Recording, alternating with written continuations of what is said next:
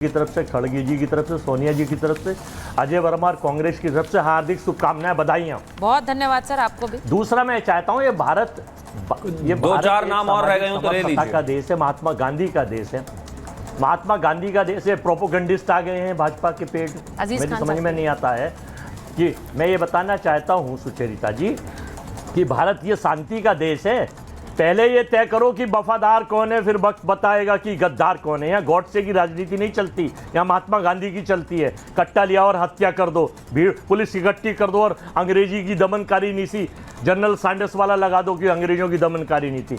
हमारी जेपी जी को भी श्रद्धांजलि है।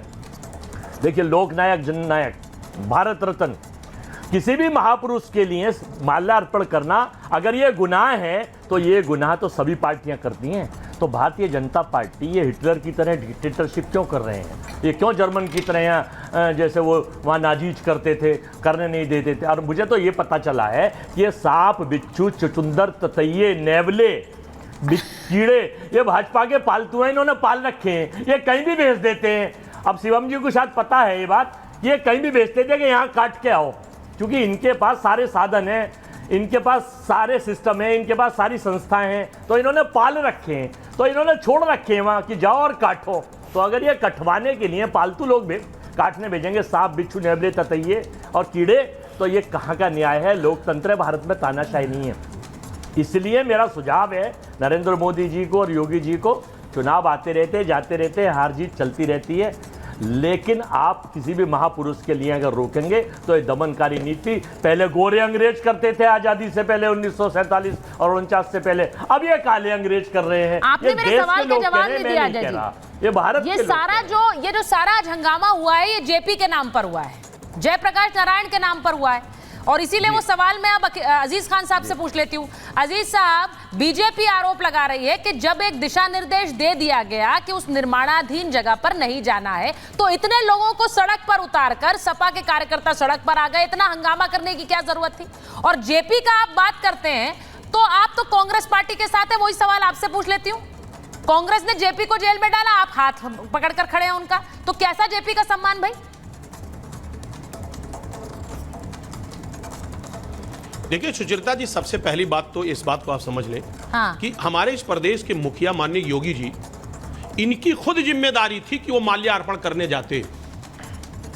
जेपी जी भारत रत्न है, वो लोकनायक, जननायक। आज योगी जी को खुद सबसे पहले उठ करके उनको माल्यार्पण करना चाहिए, क्योंकि आप खुद जानती हैं, आप इमरजेंसी की बात कर रही हैं, उसी इमरजेंसी में भारतीय जनता पार्टी को पहचान किसने दिलाई थी? भारतीय जनता पार्टी को पहचान जेपी जी ने दिलाई थी। आप उन्हीं जेपी जी का आप असम्मान कर रहे हैं।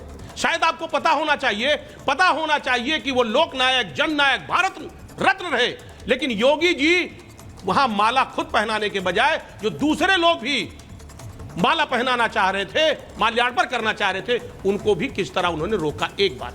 अब दूसरी बात, अभी लगातार आप कह रही हैं कि साहब कांग्रेस, मैं एक बात बता दूं, यहां पर कांग्रेस और समाजवादी पार्टी की बात नहीं है, सवाल इस बात का कि जो महापुरुष है उसका सम्मान करना है। एक विचारधारा की लड़ाई है, और उस विचारधारा में हमें यह नहीं देखना है कि किसने मेरा फायदा किया, किसने मेरा नुकसान किया। हमें यह देखना है कि अगर महापुरुष ने इस समाज के लिए काम किया है, इस देश के लिए काम किया है, तो हमें उसका सम्मान करना पड़ेगा। अभी आपने कहा नीतीश जी की बात, वही नीतीश जी उसी अदारे से निकले हुए हैं, उसी इंस्टीट्यूट के निकले हुए हैं। मैं तो कहीं ना कहीं मुझे साजिश लग रहा है। मैं कह रहा हूं योगी जी माननीय मोदी जी से साजिश कर रहे हैं। वो नहीं चाहते हैं कि केंद्र की सरकार प्रॉपर तरीके से चले। आज इतनी छावनी में बदलने की क्या जरूरत थी? माल्यार्पण हो जाता, 2 मिनट में सारी चीजें खत्म हो जाती। तमाम मोदी जी जा रहे हैं, योगी जी जा रहे हैं। मुझे लग रहा है कितने हास्यास्पद है, कितना हास्यास्पद है। थोड़ा सा बताइए, मोदी जी जा रहे हैं, योगी जी जा रहे हैं कि केंद्र की सरकार ना चले? कह रही होगी, आप ये कह रहे हैं कि केंद्र की सरकार ना चले, ये खुद ही सरकार वाले अपनी सरकार सैबोटाज करने में लगे हैं, वो चाह रहे सरकार गिर जाए। अब मैं नीतीश कुमार वाली बात पर आना चाहती हूं। योगी जी को हो सकता कोई तकलीफ हो, योगी जी को हो सकता कोई तकलीफ हो, हाँ हो सकता है योगी जी को कोई तकलीफ तो हो। मतलब योगी वर्सेस मोदी वाला नैरेटिव एक बार फिर से आप लोग फ्लोट कर रहे हैं कि बन नहीं रही है दोनों में, यही वाली बात है ना? ये तो पहले भी आपने कही। मैं कुछ नहीं कह रहा हूं। नहीं, ये तो आप लोगों ने खुलकर कहा है, तो बोल दीजिए, उसमें कोई बात नहीं है। ये कोई बड़ा मामला तो था नहीं। ये तो जब लोकसभा के चुनाव के नतीजे आए उस समय भी आपने कहा, आपके नेता ने खुलकर कहा है। तो था नहीं। मैं सिर्फ ये पूछना चाह रही हूं कि जयप्रकाश नारायण के नाम पर आपने नीतीश कुमार को एक ऑफर दे दिया कि भाई सुन लीजिए और इस सरकार को छोड़ दीजिए क्योंकि ये जेपी का सम्मान नहीं करते हैं। अब मेरा सवाल ये शिवम कि क्या ये वाली पुकार सुनेंगे नीतीश कुमार? क्योंकि नीतीश कुमार को उन्होंने पहली बार नहीं कहा है, जब आप लोगों के साथ सरकार बनाई तब भी कहा कि आपकी विचारधारा नहीं है, आप उनके साथ जरूर समर्थन दे रहे हैं लेकिन ये टिकेंगे नहीं। अब एक बार फिर से वो फीलर्स दिए जा रहे हैं कि देखिए सम्मान नहीं है, वापस आ जाइए, समर्थन मत दीजिए।